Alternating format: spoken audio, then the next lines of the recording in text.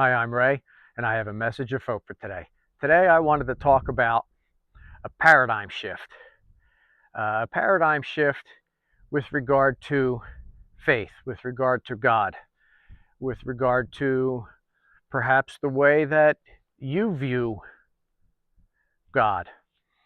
Uh, I know that in my past, I have spoken with people, and one person in particular comes to my mind who has told me that when I die, I'll deal with God on my terms.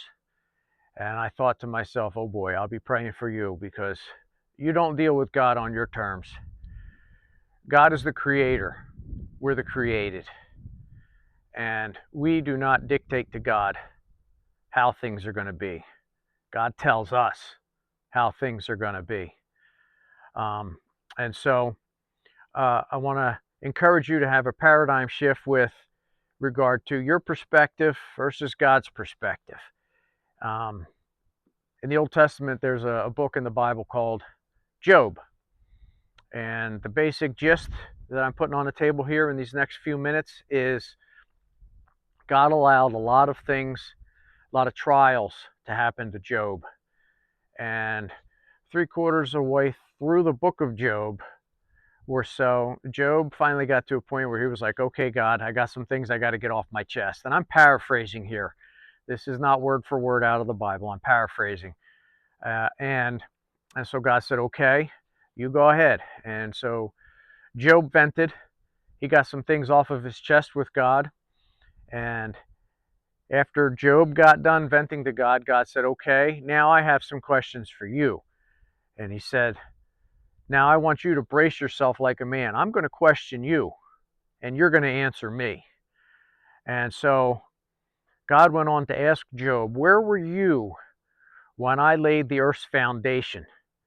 And basically, when I created everything that I created, where were you when I did all this? And so Job then had his little bit of a moment, if you will, where he kind of did his little self-assessment and he realized, uh-oh. And so Job responded to God and he said, surely I spoke of things too wonderful for me to comprehend. So Job had a paradigm shift in the midst of his conversation with God. And the message of hope for today is that you too can have a paradigm shift. As long as you're breathing, it's not too late. And so you can see things differently, your perspective versus God's perspective. You can stop seeing things from your perspective, which is limited and dimly lit, and you can start to see things from God's perspective. And you might ask, with all the different faiths and religions that are out there, how do you know that this is the one? Well, I just want to speak to that ever so briefly here and say that with regard to Mohammed said, I don't know the purpose of life. I want to contrast that to what Jesus said. Jesus said, I am the life.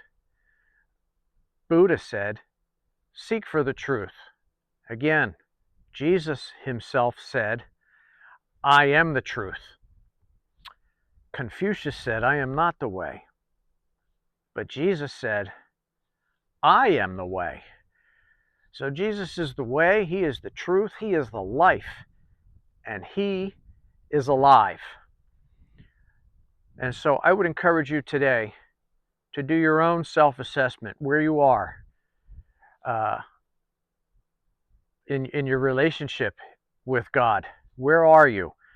Because the Bible does say it's appointed unto man once to die. We all know the mortality rate is 100%. Everybody on the face of this planet is going to die. And then comes the judgment. And then we're going to stand before God and he's going to judge us. We're going to give an account of our life to him. Whether we believe it or not, it's going to happen. And so I would encourage you to humble yourself before God. Ask God to reveal himself to you in a real way. And maybe, perhaps, you put some thought into this and you have your own paradigm shift and you start to view him differently. And that's my hope and my prayer for you today. So thank you. God bless you.